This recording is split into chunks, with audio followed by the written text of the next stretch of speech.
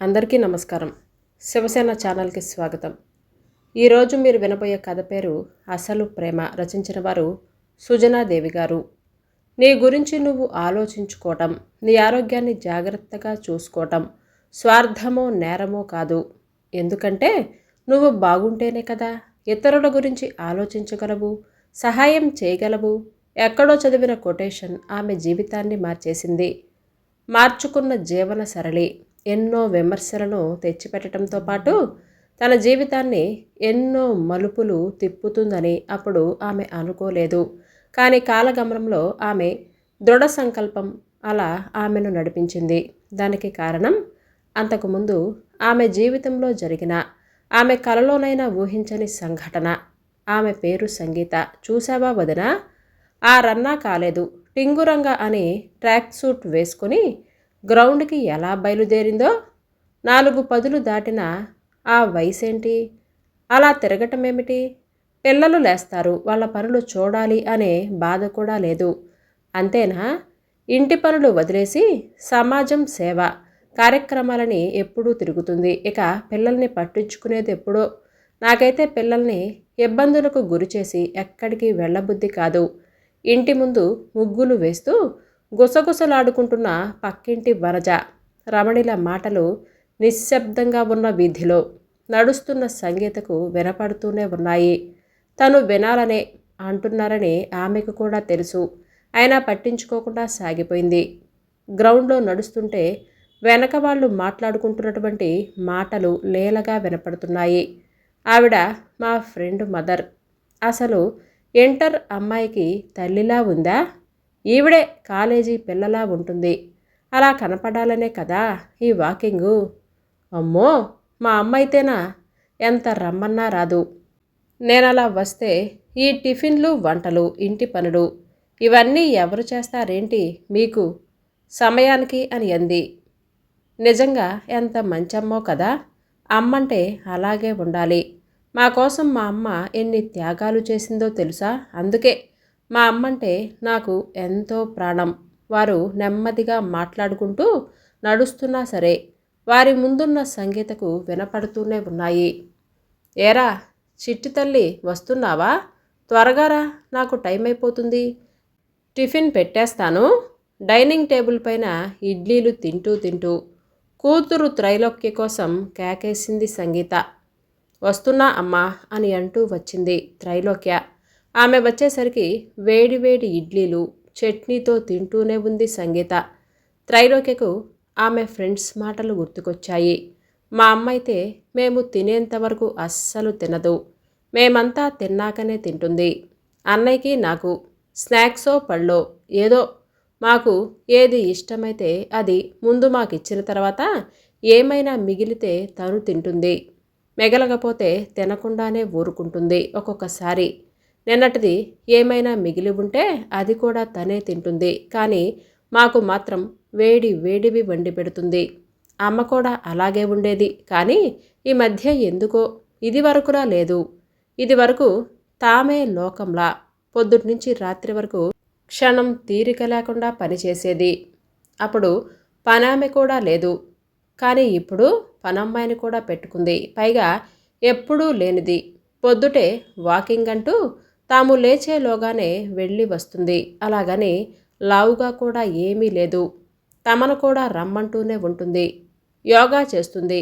వంట వండిన తర్వాత తమను తినటానికి ఆలస్యమవుతుంది అని అనుకుంటే తను ముందే వేడివేడిగా పూజ చేయగానే తినేస్తుంది. అయినా అమ్మ కూడా త్వరగా ఆఫీస్కి వెళ్ళాలి కదా. ఇంట్లో ఉన్న ఆఫీస్కి వెళ్ళినా తమకు బాక్స్లో స్నాక్సో పళ్ళో మొలకలో ఇలా అన్నీ ఎంత శ్రద్ధగా తయారు చేసి పెడుతుందో. కాకపోతే ఇప్పుడు తను కూడా బ్యాగులో పెద్ద మజ్జిగ బాటిలు, మొలకలు, రాగి జావా, ఒకరోజు కొర్రలన్నం, ఒకరోజు ఓదలన్నం ఇలా రకరకాలుగా తీసుకెళ్తుంది. తన ఫ్రెండ్స్ వాళ్ళమ్మలు తమ కోసం వాళ్ళలా ఎంత త్యాగం చేస్తున్నారో చెబుతుంటే తనకెందుకో అక్కడ నిలవబుద్ధి కావటం లేదు. అప్పటికి తన ఫ్రెండు మానస ఒకసారి అడగనే అడిగింది. ఏంటే, మేమింతగా మా అమ్మ గురించి చెబుతుంటే నువ్వేమీ మాట్లాడవేమిటి అని. ఎలాగో మాట తప్పించుకోవటానికి తను చాలా శ్రమ పడవలసి వచ్చింది. అలాగని అమ్మ తమని పట్టించుకోవటం లేదని కాదు కదా. తమ గురించి శ్రద్ధ తీసుకుంటూనే తన గురించి కూడా శ్రద్ధ తీసుకుంటూనే ఉంది. అది తను సహించలేకపోతుందా? చిచి, తప్పు కదూ. త్రైలోక్య వచ్చి అలా కూర్చోగానే తనకు ఓ ప్లేట్లో ఇడ్లీలు పెట్టింది. మజ్జిగ బాటిల్ నింపుకుంది. పళ్ళు, కొర్రలన్నం, కూర, రాగిజావ సర్దుకుంది. బాయ్ తల్లి అని అంటూ బయటపడింది. ఆఫీస్కి రాగానే పనిలో మునిగిపోయింది. చేస్తున్న పనిని పూర్తి చేసి అప్పటికే లంచ్ టైం దాటిపోవటంతో హడావుడిగా లంచ్ బ్యాగుతో లేడీస్ రూమ్ వైపు కదిలింది సంగీత. అయితే రూమ్కి మరో 4 అడుగుల దూరంలో ఉండగానే ఓరగా వేసిన తలుపు లోపల నుంచి తన పేరు వినపడటంతో ఒక్కసారిగా ఆగిపోయింది. ఇవాళ సంగీత రాలేదేమిటో ఇంకా. ఆమె బ్యాగు, దాంతోపాటు ఆమె సూపర్ మార్కెట్ రాలేదేమో అని చూస్తూనే ఉన్నా అది లత గొంతు. ఏమోనే, నాకు కనపడలేదు. ఆ డిపార్ట్మెంట్కి నేను వెళ్ళలేదు. అయినా వస్తే ఇప్పటి వరకు ఆగుతుందా ఏమిటి? సమయానికి తినేయకపోతే నాకు పడదు అని అంటూ ఇప్పటికే వచ్చేదు. అసలు ఆమె తినటానికే బతుకుతుందేమో అని నాకనిపిస్తుంది. పొద్దున్నే ఆఫీస్కి రాగిజావ తెచ్చుకొని తాగుతుంది. ఇక లంచ్ అయితే చెప్పనక్కర్లేదు. ఓ రోజు కొర్రలంటుంది, ఒకరోజు ఊదలంటుంది, ఒకరోజు సగ్గుబియ్యం మాత్రమే అంటుంది. వామ్మో, మనకు ఆ తిండి చూస్తేనే పిచ్చి లేస్తుంది. అంతేనా? అన్నం ఎంత ఉందో అందులో సగం కూర తెస్తుంది. మరి ఇంట్లో వాళ్ళకి ఏం వండి పెడుతుందో ఏమో, ఎంత వండి పెడుతుందో కానీ అయ్యో, ఒక్క కూరేనా? లీటర్ బాటిల్ నిండా మజ్జిగ తెస్తుంది మధ్య మధ్యలో తాగటానికి. రాగి బాటిల్లో నీళ్లే తాగుతుంది. రోజుకో రకపు పండు తెచ్చుకొని తింటూనే ఉంటుంది. అమ్మో, నిజంగా అలా తన గురించి అంత శ్రద్ధగా అన్నీ సర్దుకొని రావటం అంటే నిజంగా గ్రేటే కదా. ఏంటి గ్రేటు? మనం ఎప్పుడైనా మన గురించి అంత శ్రద్ధ తీసుకున్నామా ఏమిటి? మన పిల్లల గురించో శ్రీవారి గురించో అంటే చేస్తాం కానీ మన కోసం ఎప్పుడైనా ఏదైనా చేసుకున్నామా? నిజమేలే, నాకైతే పిల్లలు మా వారు ఉంటేనే తప్ప వారి కోసం అంటేనే ఏమైనా చెయ్యబుద్ధి అవుతుంది. వారు ఎటైనా వెళితే అసలు వంటే చేయను, ఏదో ఒకటి తినేస్తా. నేను కూడా అంతేలే. మనమంతా అంతే. ఇంట్లో కూడా ఇంట్లో వాళ్ళకి వడ్డించిన తర్వాత మిగులు తగులు చూసుకొని మనం తింటాం కదా. కానీ సంగీత మాత్రం అలా కాదట, నీకు తెలుసా? ఇంట్లో కూడా శుభ్రంగా మొగుడు పిల్లలతో సమానంగా కూర్చొని తినేస్తుందట. వాళ్ళింట్లో పని మనిషే మా ఇంట్లో కూడా చేస్తుంది. ఆ విషయాలన్నీ ఆమె చెప్పింది. మంచి పెళ్ళామంటే ముందు పిల్లలు, ఆ తర్వాత భర్త, అత్త, మామ అందరికీ పెట్టిన తర్వాతే కదా. ఉన్నదో లేదో తను గుట్టు చప్పుడు కాకుండా తినేసేయాలి. చిన్నప్పటి నుంచి మానమ్మ, అమ్మమ్మ, నానమ్మ అందరూ అలాగే చేస్తున్నారు కదా. కానీ ఇలాంటి మనిషిని నేనెక్కడా చూడలేదు. అది మంజరి గొంతు. ఇక ఆగలేక తలుపు తెరుచుకుంటూ లోపలికి వెళ్ళిపోయింది సంగీత. హాయ్ సంగీత, ఇంకా రాకపోతే నువ్వు రాలేదు అని అనుకున్నాం అని అంది మంజరి. కొంచెం అర్జెంట్ వర్క్ ఉంటే అది పూర్తి చేసి వచ్చాను. బాక్స్ ఓపెన్ చేస్తూ అంది సంగీత. అందరి కళ్ళు ఆమె బ్యాగ్ నుంచి తీసే బాటిలు, పళ్ళు, టిఫిన్ బాక్స్, కూర గిన్నె వాటి మీద పడ్డాయి. అందరూ చూసి చూడనట్లుగా. తను చూస్తున్నారని సంగీతకు బాగా తెలుసు. అయినా ఏమీ పట్టించుకోకుండా నింపాదిగా తినటం మొదలుపెట్టింది. కర్రీ కానీ, మజ్జిగ కానీ, పళ్ళు కానీ ఎవరికైనా కావాలంటే మీరు కూడా తీసుకోండి అని అంటూ ఆ బౌల్ని టేబుల్ పైన పెట్టింది. నానబెట్టిన బాదం కూడా అందరికీ ఒక్కొక్కటి ఇచ్చింది. అబ్బా, నీకెంత ఓపిక సంగీత, ఇవన్నీ సర్దుకోవటానికి. కనీసం పావుగంటైనా పడుతుంది కదా. నర్మగర్భంగా లోపల నవ్వుతూ అంది మంజరి. ఎంతైనా సంగీత గ్రేట్లే. ఎన్ని తిన్నా సరే మళ్ళీ వాకింగు, జాకింగు, యోగా అంటూ స్లిమ్గా బాడీని మెయింటైన్స్ చేస్తుంది. అదే మనము ఉన్నాము ఎందుకు? వట్టి ముద్దపప్పులం. వద్దన్న అసూయ తొంగి చూసింది హేమ గొంతులో. అంతేనా? సమాజం సేవా కార్యక్రమాలు అని అంటూ మీటింగులకు కూడా వెళుతుంది కదా, ఎంతైనా మెచ్చుకోవచ్చు అని అంది ఉమ. ఆ, ముందు ఇంటిని దిద్దుకొని బయట సేవకి వెళ్ళాలి అని అంటారు. ఆఫీస్ నుంచి చచ్చి చెడి ఇంటికి వెళ్ళిన తర్వాత పిల్లలకి, ఇంట్లో వాళ్ళకి కావలసినవి చేస్తే చాలు. అన్ని సమాజ సేవలలో పాలు పంచుకున్నట్లే కదా. నేను మాత్రం పిల్లలతోనే ఉంటా. నాకు మా పిల్లలంటే ప్రాణం. నేను లేకుండా ఆ పిల్లలు ఉండలేరు. నాకు ఎటువంటి కార్యక్రమాలు వద్దు. వాకింగ్లు, యోగాలు చేసి మరో 4 ఏళ్ళు బతకాలనే ఆశ కూడా నాకు లేదు. ఆ టైం కూడా పిల్లలకి ఇంకేదైనా తినటానికి తయారు చేయటానికో, వారికి సంబంధించినటువంటి పనులు చూడటానికో నేను కేటాయిస్తూనే ఉంటాను. నేను అంతే. స్వార్థం చూసుకోవటం నాకు అస్సలు ఇష్టముండదు అని మంజుల అంది. నా స్వార్థం నేనెప్పుడూ చూసుకోను. ఆ, అన్నట్లు అయినా ఎవరి ఇష్టాలు వారివే కదా అని అంది రమణి. ఇంతకీ హెల్త్ చెకప్కి వెళతాను అని అన్నావు కదా, వెళ్ళావా ఉమా? టాపిక్ భరించటం కష్టమైపోయి మళ్ళించటానికి అని అన్నట్లుగా సంగీత అంది. లేదు సంగీత, అన్ని పరీక్షలకు కలిపి 7,000 రూపాయలవుతుంది.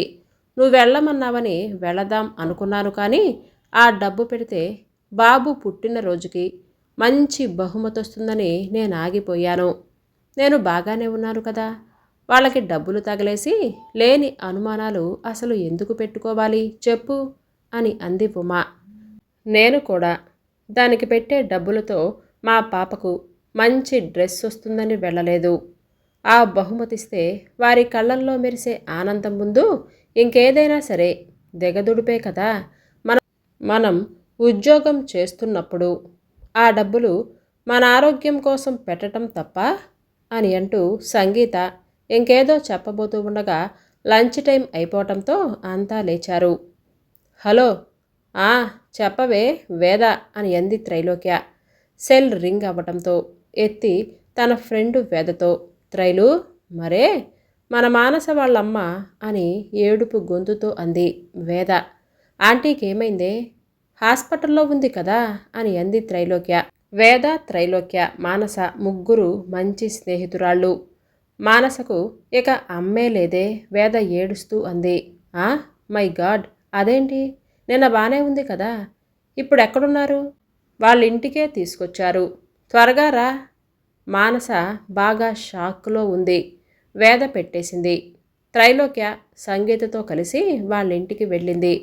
వీళ్ళని చూస్తూనే శోకదేవతలా ఉన్న మానస వారిని హత్తుకొని హృదయ విదారకంగా ఏడవసాగింది. ఆమె తమ్ముణ్ణి ఆపటం ఎవరి తరమూ కాలేదు. చూసిన వాళ్ళందరికీ గుండెలు ఒక్కసారిగా అవిసిపోయాయి. మానస తండ్రి మానస చిన్నప్పుడే చనిపోయాడు. ఇకపోతే తల్లి ప్రైవేట్ జాబ్ చేస్తూ ఆ చిన్న జీతంతోనే మానసను, ఆమె తమ్ముణ్ణి చదివిస్తూనే ఉంది.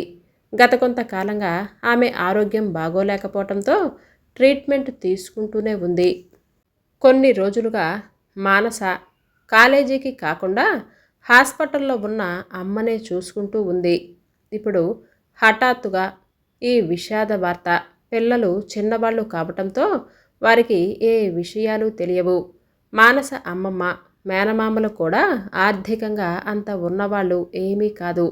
దాంతో అక్కడ కొంచెం పెద్ద దిక్కుగా త్రైలోక్య తల్లి తండ్రి అయినటువంటి సంగీత, శ్రీనివాసులు నిలబడ్డారు. అమ్మా, పాపం, వాళ్ళు పేదవాళ్ళమ్మా. ఇప్పటి కార్యక్రమానికి కూడా డబ్బులు ఉన్నాయో లేవో. ఎందుకంటే వాళ్ళమ్మ హాస్పిటల్లో ఉంటే మందులకు ఖర్చులకే డబ్బులు లేవని బాగా ఇబ్బంది పడింది మానస. అమ్మా, మనం సాయం చేద్దామా? మానస ఏడుపు తట్టుకోలేని త్రైలోక్య ఏడుస్తూనే అంది సంగీతతో. అమ్మా, నువ్వు చెప్పాలా? నాన్న నేను చూసుకుంటాం కదా, నువ్వేమీ బాధపడకు. సంగీత కూతుర్ని ఓదారుస్తూ అంది. మొత్తానికి సంగీత, శ్రీనివాస్, వేద వాళ్ళ తల్లిదండ్రుల సహాయంతో ఆ రోజు కార్యక్రమం జరిగిపోయింది. సంగీతకి ఉత్తమ మహిళ అవార్డు వచ్చిందట. నేను విష్ చేశాను. అయినా రాదు మరి. ఎప్పుడు చూసినా వాకింగ్, జాగింగ్, యోగా, సాహిత్యము, సమాజ సేవ అని అంటూ తిరగటమే తప్ప పిల్లల గురించి ఎప్పుడైనా పట్టించుకుందా ఏమిటి? పిల్లల పుట్టినరోజుకి నేను ఖరీదైన గిఫ్ట్ ఇస్తే తనేమో డబ్బులన్నీ హెల్త్ చెకప్లకు ఖర్చు చేసి ఏదో ఇంట్లో తనే తయారు చేసినటువంటి ఒక పుస్తకం ఇచ్చిందట. ఎప్పుడు తన స్వార్థం తనదే. ఆడతనం అమ్మతనం ఆవ గింజంతైనా లేదు. వాళ్ళాయన కూడా ఆడంగి పనులన్నీ చేస్తూ ఆమెకి తానా అంటే తందానా అని అంటూనే ఉంటాడు. అయినా ఇల్లు వాకిలి పట్టని సంగీత లాంటి మనిషికి అవార్డు ఇవ్వటమేమిటి? ఎందుకివ్వరు? సమాజ సేవంటూ పిల్లల్ని దత్తత తీసుకోవటం, మురికివాడలు ఊడ్చటం, అవయవ దానం, మహిళా సంఘాలు అని అంటూ తిరగటం ఎన్ని లేవు? ఇవి చాలవు? తన పిల్లల కన్నా 10 మంది పిల్లల్ని బాగా చూసుకున్న మహిళగా అందరి మన్ననలు పొందటానికి అని ఎగతాళిగా అంది మంజరి. మనకే గుర్తింపు లేకపోతేనేమిటట? మన పిల్లలు సంతృప్తి ముందు ఏ అవార్డైనా సరే దిగదుడిపే అని నాకనిపిస్తూ ఉంటుంది. నిన్న మంత్రి చేతుల మీదుగా అవార్డు తీసుకుందని ఇవాళ సాయంత్రం మన ఆఫీసులో ఆమెకు సన్మాన కార్యక్రమం. అందులో ఆమెను పరిచయం చేసే బాధ్యతను కూడా నాకే ఇచ్చారు. పొగిడినట్లుగానే పొగిడి తన స్వార్థ బుద్ధిని బయట పెడతా చూడండి అని మంజరి అక్కసుగా అంది. అది ఆఫీస్లోని మహిళల గది. అందులోని వాళ్ళందరూ రకరకాలుగా ఆమెకు గ్రీటింగ్స్ చెప్పిన వాళ్లే. సాయంత్రం బ్రాంచ్ మేనేజర్, పై ఆఫీస్ నుంచి విచ్చేసినటువంటి అధికారి, సంగీత కుటుంబ సభ్యులు, ఆఫీస్ స్టాఫ్, ముఖ్య అతిథి జిల్లా కలెక్టర్, పత్రికా విలేకరుల మధ్యన అభినందన సభను ఏర్పాటు చేయబడింది. జ్యోతి ప్రజ్వలన తర్వాత ఎజెండా ప్రకారం వేదికపై ఉన్న కుర్చీల్లో ఆసీనులై పై ఆఫీస్ అధికారి, క్లబ్ సెక్రటరీ, బ్రాంచ్ మేనేజర్ సందేశాలన్నీ అయిపోయాయి. అందరూ ఆమెకు అవార్డు వచ్చినందుకు అభినందించి ఆకాశానికి ఎత్తేశారు. ముఖ్య అతిథైన జిల్లా కలెక్టర్ తదితరులు అందరూ కలిసి సంగీతను శాలువ, పూలమాల, మెమొంటోలతో ఘనంగా సన్మానించారు. మంజరి లేచింది. అందరికీ నమస్కారం అని అంది. అభినందనలు అందుకున్న సంగీత, మా సహ ఉద్యోగిని అయినందుకు మేమెంతగానో గర్వపడుతున్నాం. అయితే తను అందరి అమ్మల్లా కాకుండా సమాజ సేవ, వ్యక్తిగత ఆరోగ్యం అని అంటూ పిల్లల కన్నా కుటుంబం కన్నా తన స్వార్థానికే ఎక్కువ శ్రద్ధ, సమయం కేటాయిస్తారని ఒక విమర్శ సభాముఖంగా చెప్పింది. అయితే అందరూ తన మనసులోని మాట వింటారని మాత్రమే ఇలా అడుగుతున్నాను. ఈ విమర్శకు తన ప్రతిస్పందనను తప్పకుండా తెలియజేస్తారు అని నేను ఆశిస్తున్నాను. సెగ రగిల్చి కూర్చుంది మంజరి. గుసగుసల మధ్య సంగీత లేచింది. సభ మొత్తం సూది పడినా సరే వినిపించేంత నిశ్శబ్దంగా ఉంది. ఆమె జవాబు కోసం అందరూ చెవులు రిక్కించారు. సభా సరస్వతికి మానస శిరస ప్రణామాలు. ఈ అవార్డిచ్చి నా బాధ్యతను మరింత పెంచిన ప్రభుత్వానికి, నన్ను ఆదరించినటువంటి మీ అందరికీ నా వందనాలు. నా ప్రియనేస్తం చెప్పినట్టుగా నేను సమాజ సేవకే ఎక్కువ ప్రాముఖ్యతను ఇస్తాను. కారం లేని కూర, ఆకారం లేని ఇల్లు, ప్రాకారం లేని కోట, ఓంకారం లేని మంత్రము, చిత్తశుద్ధి లేని పూజ, పరోపకారం లేని జీవితం నిరర్ధకం అని అంటారు. అందుకే అన్నిటికంటే పరోపకారానికే నేను ఎక్కువ ప్రాముఖ్యతను ఇస్తాను. ఇక నాకు వ్యక్తిగత స్వార్థం ఎక్కువన్నారు. అది నిజమే. కారణం నాకు నా పిల్లలపైన, కుటుంబం పైన ఉన్నటువంటి అవ్యాజ్యమైన అనురాగం. సభికుల పెదాల చాటున నవ్వులు మొదలయ్యాయి. మంజరి వాళ్ళైతే బయటికే వంకర నవ్వు నవ్వారు. నిజమే, నిస్సందేహంగా పిల్లలపైన ప్రేమ ఉండే చేశాను. నాకు తెలుసు, నేను నా వ్యక్తిగత ఆరోగ్యం పట్ల ఎక్కువగా శ్రద్ధ చూపుతున్నానని.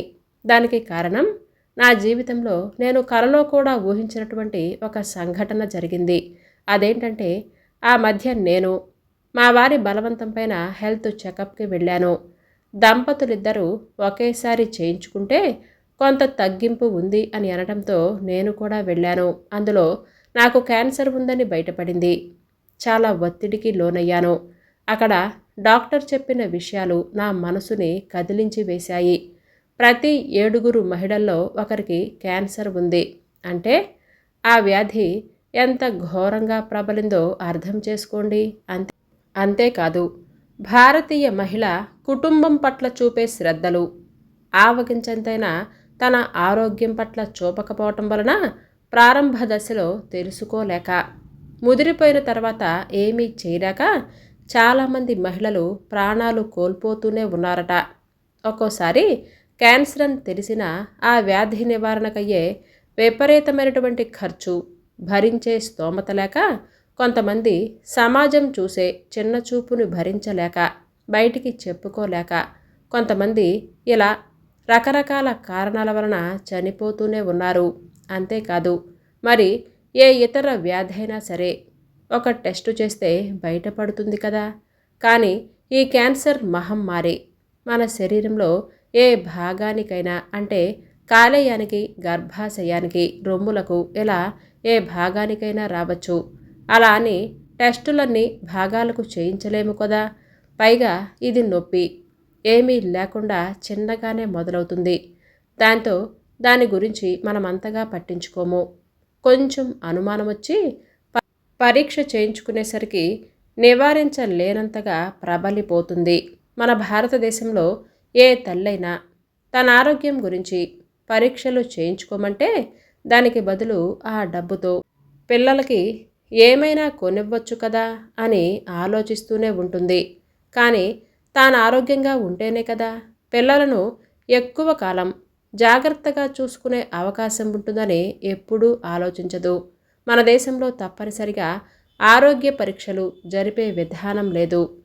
కానీ అదే కొన్ని దేశాల్లో అయితే, ఉదాహరణకు ఆస్ట్రేలియానే తీసుకుంటే అక్కడ రెగ్యులర్గా ఆరోగ్య పరీక్షలు చేయించుకోకుంటే ముందు ఆ హాస్పిటల్ నుంచి ఆ తర్వాత సిస్టర్స్ డాక్టర్స్ నుంచి ఫోన్ తప్పకుండా వస్తుంది.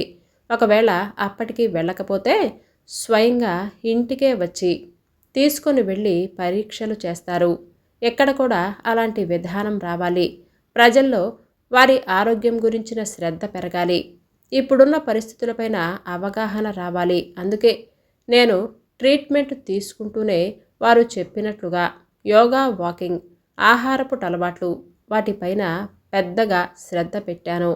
నేను ఒక్కదాన్నే కాదు, అందరికీ ఈ విషయాలు తెలియాలని దీనికి విస్తృత ప్రచారం కల్పించే కార్యక్రమంలో భాగంగా అన్ని చోట్ల ఈ విషయమై గణాంకాలతో సహా తెలిపేటటువంటి మేలుకొలుపు క్లాసులు నిర్వహించాను. ప్రస్తుతం ఆ విధంగా నన్ను నేను కాపాడుకొని క్యాన్సర్ నుంచి విముక్తురాలినయ్యాను. నా కూతురు ఫ్రెండ్ మానస తల్లి జయ కూడా అహర్నిశలు పిల్లల గురించి ఆరాటపడుతూ తన ఆరోగ్యాన్ని నిర్లక్ష్యం చేస్తూనే వచ్చింది. ఎంతగా అంటే చెకప్ చేయించుకోవటానికి ఒక 2000 రూపాయలు పెట్టి హాస్పిటల్కి వెళ్ళమన్నా సరే ఆ డబ్బులతో పిల్లలకి ఒక డ్రెస్ వస్తుంది కదా, నా గురించి నేనంత డబ్బు పెట్టుకోవటం అవసరమా అని అనేది. కానీ దురదృష్టం, ఒకసారి అనారోగ్యానికి గురైన ఆమెను నేను బలవంతాన హాస్పిటల్కు తీసుకుని వెళితే డాక్టర్ ఆమెకు క్యాన్సర్ అని, ఆలస్యం అయిపోవటం వలన నయం కాలేనంతగా ముదిరిపోయింది అని చెప్పారు. ఇప్పుడు తల్లిని కోల్పోయి వారు ఎంత బాధపడుతున్నారు. నిజంగా పిల్లలపైన ప్రేమ ఉండటం అంటే ఏమిటి? మనం బతుకుంటే వారికి కొత్త డ్రెస్సులు, బహుమతులు ఎన్నైనా కొనివ్వచ్చు కదా. అమ్మ నాన్నలు కడదాకా ఆరోగ్యంగా ఉండి తమ అనుభవంతో అడుగడుగున అండదండగా ఉండటమే కదా పిల్లలకి వాళ్ళు ఇవ్వగలిగే వెలలేని నిజమైన బహుమతి. ఈ విషయాన్ని గుర్తించని ఎందరో జైలు మన సమాజంలో నాకు కనిపిస్తూనే ఉన్నారు. ఆరోగ్యమైన ఆహారపు అలవాట్లతో, వ్యాయామంతో అనారోగ్యాన్ని తరిమి కొట్టవచ్చు. తల్లి లేని వారికే ఆ లోటు ఎంతటితో బాగా తెలుస్తుంది. నేను అలా తల్లి లేని బిడ్డనే కదా. మా అమ్మ నా చిన్నప్పుడే అనారోగ్యంతో చనిపోయింది. అందుకే ఏ బిడ్డ అనారోగ్యంతో తల్లిని కోల్పోకూడదు అని అనిపించి ఆ దిశగా నేను నడుస్తూ అందరినీ చైతన్యవంతం చేస్తున్నాను. ఇందులో నా భర్త, పిల్లల సహకారం సంపూర్ణంగా ఉంది. మిగతా వాళ్ళు ఎవ్వరు ఏమనుకున్నా సరే నాకే బాధ లేదు. సభాముఖంగా నా వినతి అసలు ఏమిటంటే, మీ పిల్లలపైన నిజంగా ప్రేమే ఉంటే తల్లిదండ్రులు దయచేసి మీ ఆరోగ్యాన్ని కాపాడుకోండి. అర్థం లేని త్యాగం పేరుతో అర్ధాయుష్కులై వారికి దూరం కాకండి. ఈ అవకాశం ఇచ్చిన అందరికీ ధన్యవాదాలతో 2 చేతులు జోడించిన ఆమె పైన చప్పట్ల జడివాన కురిసింది. కన్నీళ్లను ఆపుకోలేని త్రైలోక్య మానస వేదికపైకి పరుగు పరుగున వచ్చి ఆమెను హత్తుకున్నారు. అందరికంటే ముందు నిలబడి కళ్ళ నిండా నీళ్లతో ఆపకుండా చప్పట్లు కొడుతూనే ఉంది ఓ మహిళా బృందం. వారు మరెవరో కాదు, ఇంతకాలం సంగీతను హేళన చేస్తూ మాట్లాడినటువంటి తోటి మహిళా ఉద్యోగినులే. కథ పేరు అసలు ప్రేమ. రచించిన వారు నామని సుజనాదేవి గారు. ఈ కథ ఇంతటితో సమాప్తం. రేపు సరికొత్త కథతో మళ్ళీ మీ ముందుకు వస్తాను. అంతవరకు బాయ్ అండి.